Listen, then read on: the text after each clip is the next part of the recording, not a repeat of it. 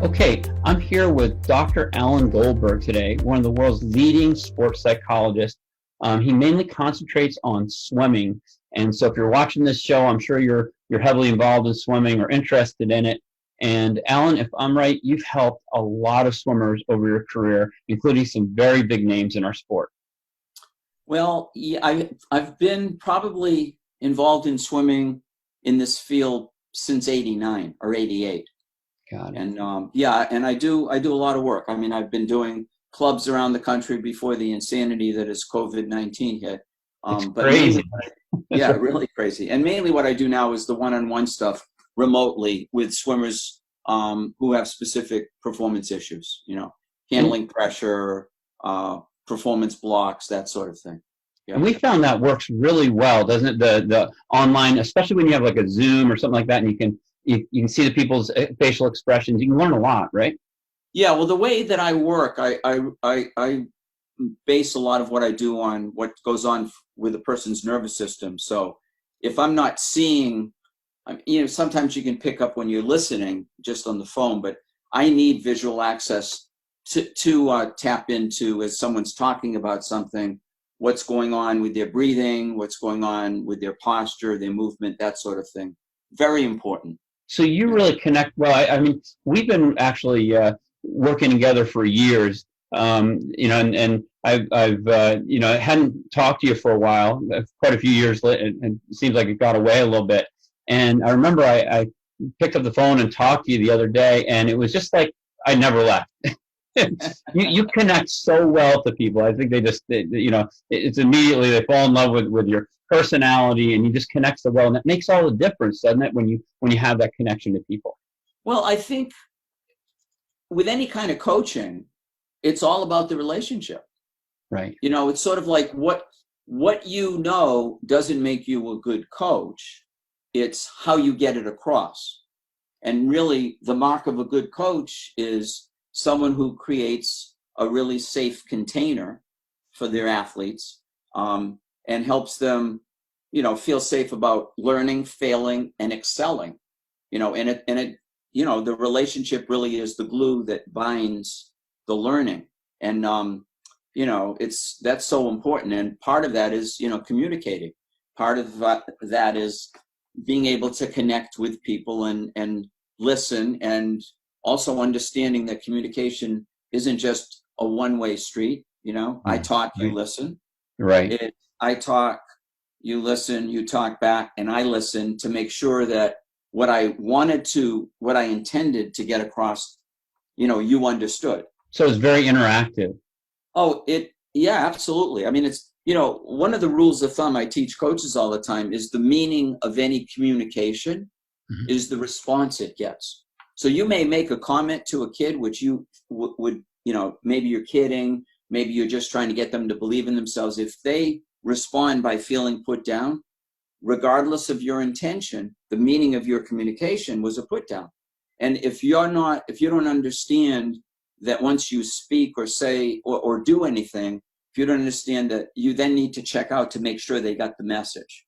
If you don't know that, then, there's immediately a disconnect. That's very interesting. We say a lot of times there's the words that you say, right, and then there's the way that you say them, right, right, and then right. And then, so you have the actual words, we call them magic words, magic tone, and then you have magic body language, right, and that makes a huge difference, right? Well, I don't know where people come up with these statistics, but maybe it's so people who like me, who are supposed experts, sound intelligent. But what I used to teach around communication is 10% of the meaning of your communication, 10% are in the words you say, and the other 90% is face tone, volume, tempo, expression, all that stuff. So most of communication is like nonverbal. And it's important that you have an awareness of that when you're interacting with kids, very important. So what got you interested in working with athletes to start with? Well, I was a tennis player and still am. Played as a junior, played in college, taught tennis professionally. And one of the things that I discovered early on, before I knew anything about performance issues and the mental side of sports, was that, what goes on between your ears is absolutely critical to how well you perform. And you can see that in tennis so easily, can't you? When a set just switches, right, and the match just switches to the other side, and it's going one way, and all of a sudden it just turns the other direction. That's right. That's right. And I will tell tennis players, but it's really true for a lot of athletes. When you walk on the court, there's two matches that go on simultaneously. There's the physical match, where I pit my strength and my endurance and my stroke mechanics against yours. And then there's the mental side, which is, how well you handle frustration, what you just pointed out, John, how well you deal with your opponent making a run, that sort of thing. And my feeling is, everything being relatively equal, the person that wins the mental match is going to come out on top. And in swimming, there's no, years ago when I was writing for one of the magazines, I interviewed Mark Spitz. And Mark Spitz said something that I basically agree with. He said, getting good in this sport in practice is 90% physical and 10% mental. And he's right. I mean, in practice, you can't lie on a couch and spill Cheetos on your face and expect to get good. I mean, you have to pay your physical dues. Right. You have to have good mechanics, build a training base, etc. Then he said, once you get to a meet, the percentages flip-flop, and success is 90% mental and 10% physical. And I would disagree with Spitz at this point.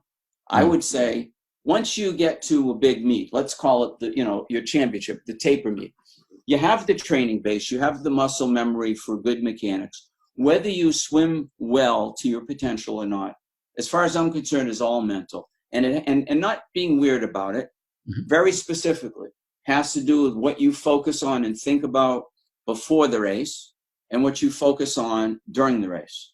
Because I'm one of these people that believes races are always won and lost before the start. And it's based on, what you focus on. I agree with that. Yep. What you focus on is going to affect how activated you are, how nervous you get. Focus on the right things, you'll be excited and relatively loose. Focus on the wrong things, and you'll be really nervous and physically tight, and then you therefore won't perform well.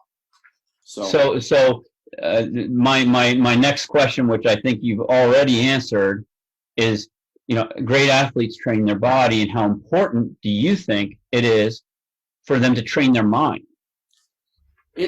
It's another training dimension. See, it is absolutely critical, if you want your athletes to be successful, that you work on the mental side, because when push comes to shove and you're in the middle of a big meet, whether you perform well or not, it's not because you don't have good stroke mechanics. It's not because you don't have a training base. It's because, my last event, I sucked, and I'm really upset, and I'm still thinking about it as I'm getting ready for my next event. And it's really mental. And my feeling is, you as a coach, you can't afford not to work on this. Okay. It's sort of like, if you avoid working on the mental side, you're actually working against yourself. Okay. And a lot of times they, if I'm right, they don't have the training or the tools, unfortunately, to handle that, because they're spending so much time learning about, the other aspects of training. And when you ask coaches, if you sit them in a room and you talk about, the different, what we call the cornerstones of athletic performance, which like fuels, right? Sleep, hydration, nutrition, oxygen, the energy systems that you're in water training, your strength and your flexibility, your technique and your mind, and your synergy, how you put them together. They'll come up originally with, it's the training that's the big deal. But after a little while, they'll all agree, and they'll all say it's 90% mental. Right. And then I always ask them this question is, so if it's actually 90% mental, what tools do you have to help your athletes, other than goal setting, which they all have, right? And they tell them they can do it, but to turn to someone like you that's an expert in this, to be able to guide people forward would be tremendous for any team or athlete, if I'm right. Oh, without a doubt. And my feeling is, you don't have to be, a sports performance consultant like myself. You don't have to be a sports psychologist to be able to teach this stuff. You just have to understand the importance of it. And, classic example of this, about how important the mental side is. One of the most common problems I get with swimmers who come to work with me one-on-one, they go faster in practice than meets. Or, even more frustrating for them, they go faster in off events than their best events. Oh yeah, but that's anybody who goes faster in practice than they do when they race, the main reason for that is when they're in practice, they're focusing on the right stuff. They're not pressuring themselves with outcome. They're not thinking about who's around them. What they're doing instead is focusing on their movement in the water. They're focusing on staying long, how much water they're pulling, stuff like that. But yet that same swimmer who swims great in practice, when they get into their event, their best event, all of a sudden now they go, now it counts. There's the pressure. This is important. And they have an outcome focus, or they worry about disappointing, parents or coaches, but they're in their head instead of doing what they do when they swim well, which is focusing on the feel of the movement, So they're once they get in what we'd call like hot mode, right, or emotional mode, right, then all of a sudden maybe they're having some kind of negative emotion that's impacting them. Right. Yeah. I think what happens is inadvertently they change their mental strategies. They change their approach to the swim.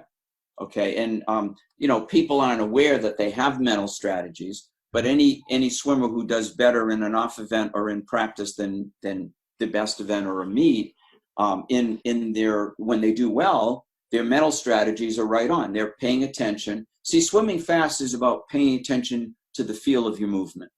Okay. Staying long, your tempo, how much water you're pulling, it varies depending on your stroke.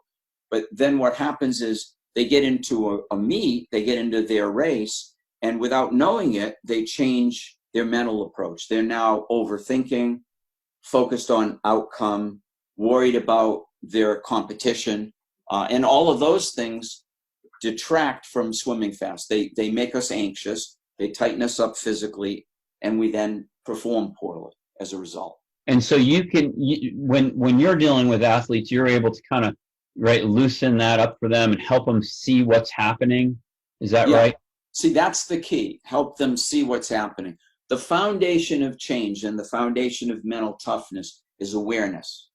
If I struggle with, I go faster in practice than I do in meets, I need to become aware of what I'm doing when I swim fast and what I do when I'm struggling. If I don't have that awareness, then I'm going to keep making the same mistakes. So I help recognizing that it exists, and then recognizing you can change it, and then getting a strategy to change it.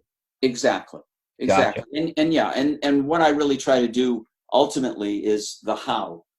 Give athletes tools so that when they're in meets and they're under pressure, they're not making the same mistakes over and over again. They now have ways of correcting them. Got it. Wow. Fantastic.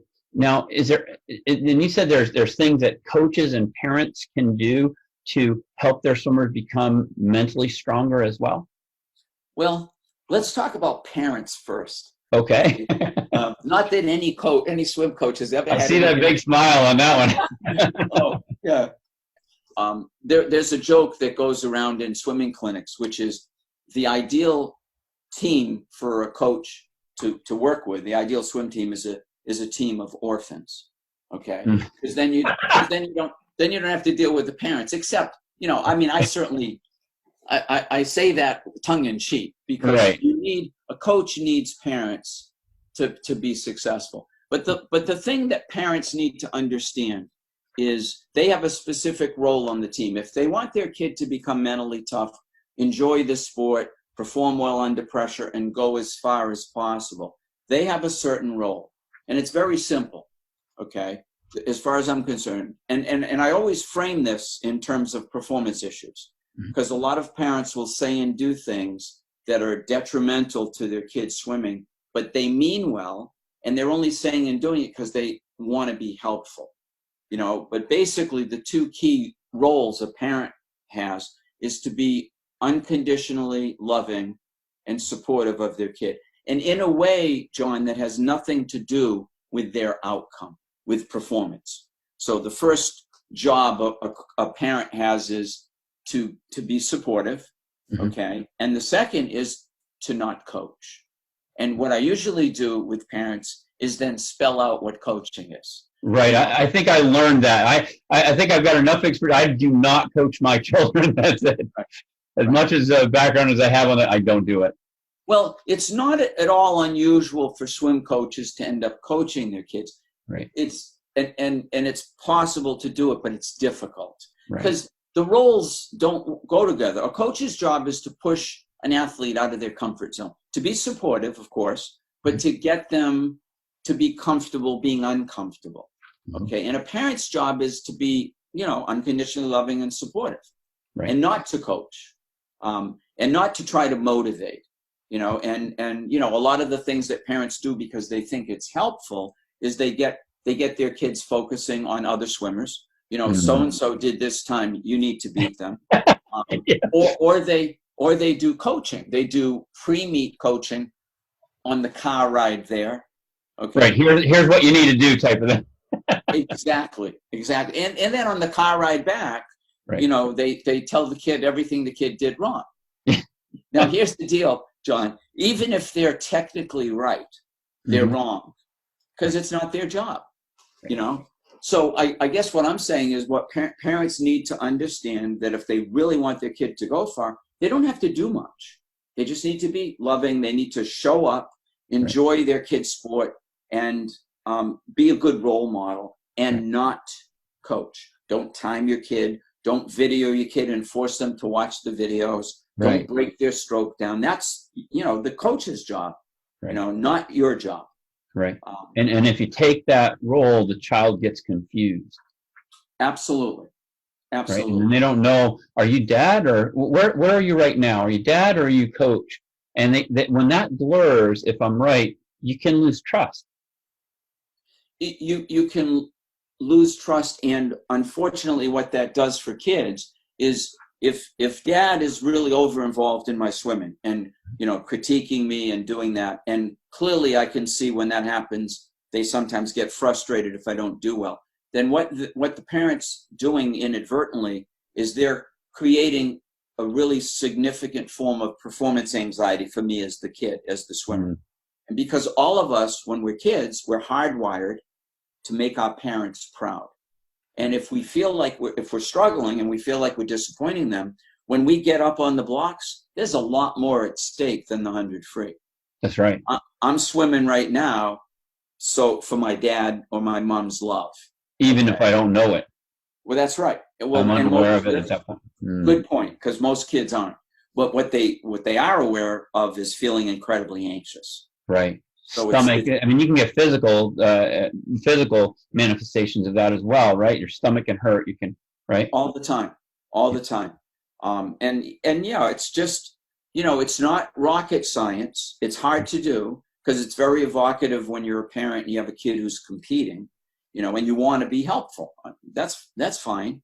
But the way to be helpful is to play your role on the team. And when I say the team, the parent, coach, swimmer team, to the best of your ability. And that means, unconditionally loving, you don't coach, you show up, you are supportive. Right. Right. So at Fluid Mechanics, our MindWorks program that we have gives the teams tools to help their swimmers focus more effectively, put their emotion to work for them, and kind of unleash their ability to progress. But although it's a great baseline training program for any athlete, which starts like the mental development process, we aren't psychologists. We don't pretend to be psychologists because we know when somebody really needs help, right? There's a point where athletes need like specialized mental guidance that's individualized for them. Is that correct? Well, yeah. Like the kids that end up coming to see me, like I might do clubs around the country, and from my talks, I will get specific referrals from individual swimmers. And I've heard that those are absolutely fantastic too, by the way. Oh, thanks. Yeah. Back in the day when those were possible. So the kids that come to see me have specific performance problems that they have not been able, they might have listened to some of my audio stuff, read some of my books, but they're still stuck. So we've actually sent some of our swimmers to you, and you're so good. I remember one of the people we sent ended up being a consultant for us later, and you were so helpful to him. He said it was just really, you gave him some steps, he took the steps, and they worked. Yeah, cool. Well, I really try to present this stuff in a down-to-earth way. Mm-hmm. And a lot of it, when you listen to me talk, because I don't want to sound like, a shrink, and I'm not anyway, and I'm not even a psychologist. I'm, to call myself a sports psychologist, I would need to be licensed. Okay. And while I have a doctorate and I've been doing this for 38 years or whatever, I'm not a licensed psychologist. So but you certainly can help swimmers. without a doubt. Without a doubt. But so the kids that end up with me have specific repetitive problems. Mm-hmm. They choke under pressure. They throw up before races. They have confidence issues. Or what I mentioned before, they're ripping off really fast times in practice, and it's kind of like they go to a meet and it's that old movie, The Invasion of the Body Snatchers. Someone else shows up in their body and they don't swim well. Those are the issues that I deal with one-on-one. So do you focus in your practice? Do you focus on, because we have a spectrum of people that are trying to get to the point where they can compete at the level, and then you have these other people that are trying to really expand, kind of like go beyond. I think you work with both. Is that right? Both sides? Yeah. I mean, I work with all different levels of athletes. Mm-hmm. I work with Olympic swimmers. I mean, I work across all sports. We were talking about this before. About 60% of my work nationally and internationally is in swimming. Mm-hmm. But most of the people I work with are kids who are, club swimmers, anywhere from 8, 9 and up, mm-hmm. right through college. I have a smattering of Olympians and a smattering of professional athletes, but the vast majority of people I work with are serious about their sport, but they might not make it to the Olympics. They might very well swim in college if we're going to talk about the swimming population. Right. But and they might not all be D1. And at what point?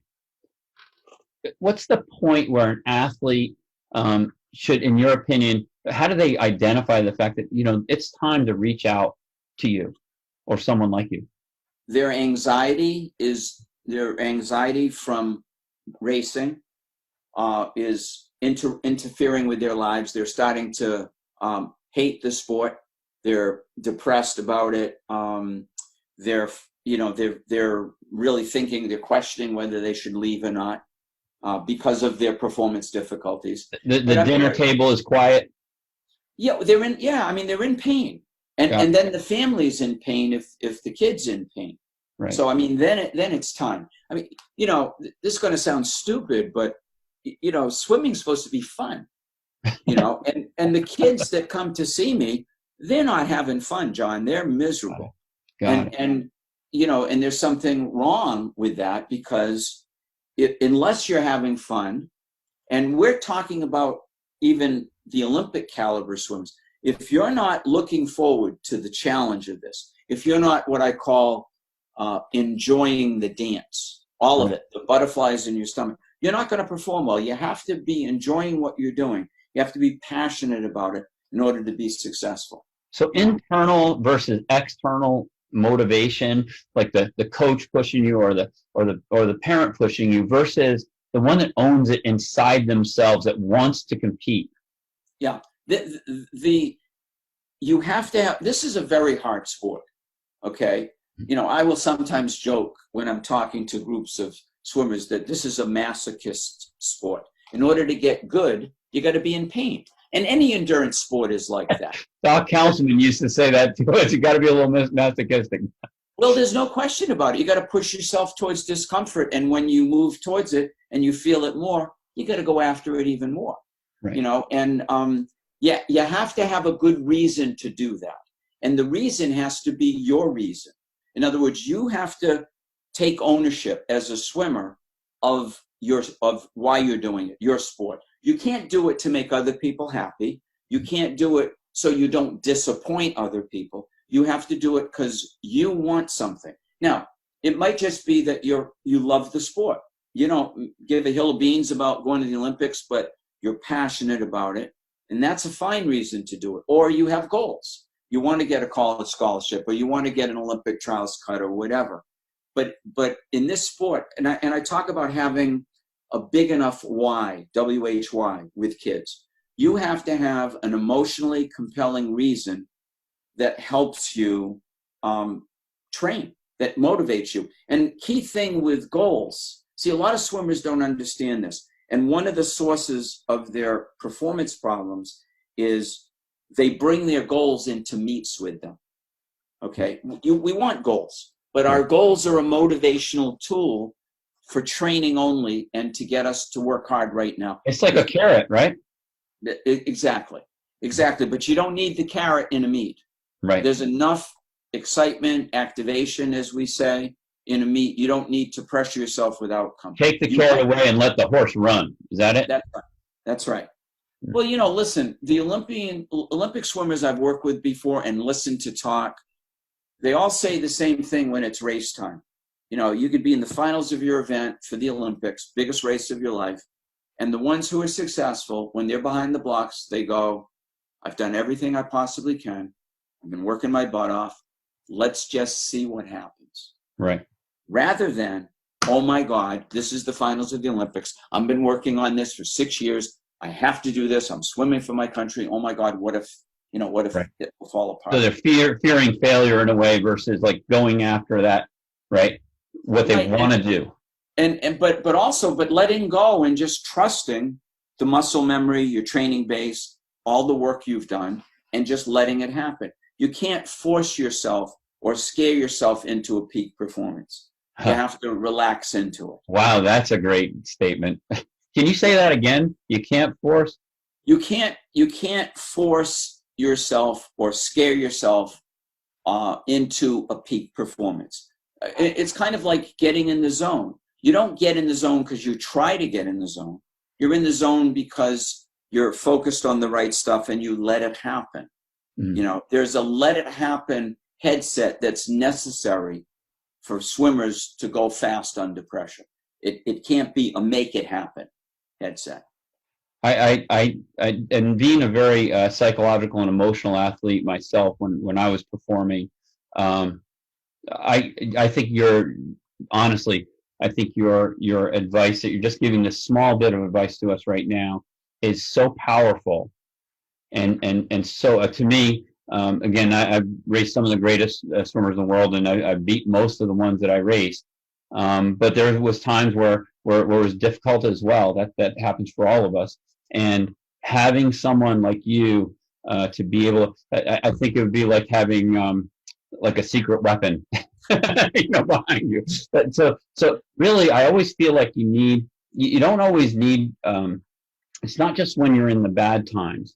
You can always use like somebody to help coach you mentally to get forward, so you're prepared when the bad times come to deal with them. Well, exactly. Yeah, this work should not be crisis intervention work. Right. It should not be just. I do that, right. But it shouldn't be just for any swimmer who has performance problems. It's a training dimension, and like I said before, if swimming fast under pressure is all mental, you need to work on that. You need to develop the skills. It's an old myth, and I think a lot of people don't buy into it anymore, but there used to be a stigma to doing any kind of mental training. It meant that there was something wrong with you. Oh my gosh. You know what? You don't wait until your car is broken down in a gutter to say, gee, I think I need some oil. Right. You're right. It's a training dimension, and it's preventative, and it builds mental toughness. And it's important for any coach to work this in on a weekly basis and not taking extra time. One of the things when I've done coaching clinics and talked to coaches is that you don't have a lot of extra time. You can't add more hours to do mental training. But what you can do is integrate what you're doing, mental strategies into your warm up, into, if the kids do stretching before they get in the water, in there, and into the sets. There are ways that these kids can practice the skills they need when they race. And your work is in so many ways supporting what the coach is trying to get accomplished, and sometimes doesn't have the time to do everything, right? And right, so you're able to help that on the side. It's not interrupting their time with the coach, and it's just helping in every direction. Exactly. Now, exactly. That's the key. Yeah. Recently, there's been a lot of notoriety, and I don't know if that's the right word, but recently there's been 12 major aspects identified by the IOC, or the International Olympic Committee, that have come out focusing on mental health in athletes, elite athletes. And I want to be really careful not to scare parents that are thinking about putting their athletes into, and their kids into athletics, because that's not what this is about. But what it is about is making sure while they're in there, is making sure they get the support they need and being healthy. And I'm just thinking of how important it's going to be to have incredible experts like yourself to shed light on how we can begin to tackle some of these problems. And we need to get effective tools onto the deck with our coaches, in the water with our swimmers, and at home with our parents for any supportive things that they need to do, and all working in a coordinated effort to support our athletes. And I'm wondering, I'm just going to ask you this, because I know at some point, I'd love to talk to you for a week. I could easily do that. But we're hoping at some point you'll come back and join us again as we start our series on how we can protect our amazing athletes and keep them healthy, happy, and productive in their sport. Right. Yeah, I'd absolutely love to do that. But let me just, what you're talking about is absolutely critical. We're in this country, we're obsessed with sports. It's the religion we all worship, and the god of that religion is winning. And I think with the high-level swimmers, there is an excessive amount of pressure to just focus on outcome. Okay, and what gets lost in that is the fact that these swimmers are living, breathing, feeling organisms. Oh, they're actually people. Well, oh yeah, it's like shocking, and I think that gets lost. USA Gymnastics has been going through this. There's been a culture of physical and emotional abuse, and that is normalized as this is what's necessary to get kids to perform at the highest level. And that is wrong. What that does is that creates a lot of significant lifelong trauma in these kids. And they almost lose their values sometimes as people. But right? It's dehumanizing. That's right on, John. It's sort of like, and it's what the weight of gold, the right, the clip, the movie that Michael Phelps was in. Phelps, right? Yeah. There is so much pressure to be the best, and when you're the best, you can't show that you're human. Meaning, I get anxious a lot, or I'm really depressed, or I have like thoughts of hurting myself. It's kind of like there's this unspoken rule: you can't be human. You can't. Right, and they have like eating disorders that manifest in all kinds of things, right? Absolutely. That's all a product, as far as I'm concerned, of our over focusing on outcome. So athletics can go through be a very healthy thing for people, and it also can turn into a very unhealthy thing if it gets onto the wrong foot. Exactly. And my feeling is it is dependent on the people who are in charge, the adults in charge, the coaches, administrators, that sort of thing. They have to be prepared to guide, right? And they've got to equipped to be able to deal with that. Yeah, absolutely. Right on. And, treat people as, they're athletes first. Mm-hmm. And see, the irony here is if you do that, they're going to perform better. Right. They're going to feel better about themselves. Bingo. And then therefore they will have more capacity to handle stress and to deal with adversity. And when you avoid that stuff, when you give the message you can't show any kind of weakness, that just creates more problems. So Alan, I'm hoping, as I mentioned, as we develop this series, that we can have incredible experts like yourself contributing. But people can actually, if I'm right, they can work directly with you if they want. Is that right? Right. One-on-one? Yeah. I mean, that's pretty much what I do these days because I'm not traveling to clubs. But so I work one-on-one over Skype or Zoom or FaceTime with athletes who are having, specific performance issues, or they just want to develop mental toughness. That Fantastic. sort of thing. So Yep. I think we're going to probably include a link on this program so they can get to you and find out that information. We're also going to include a link so they can try our baseline program for mental development. And we are so excited with what you're doing and have been doing for the community of swimming.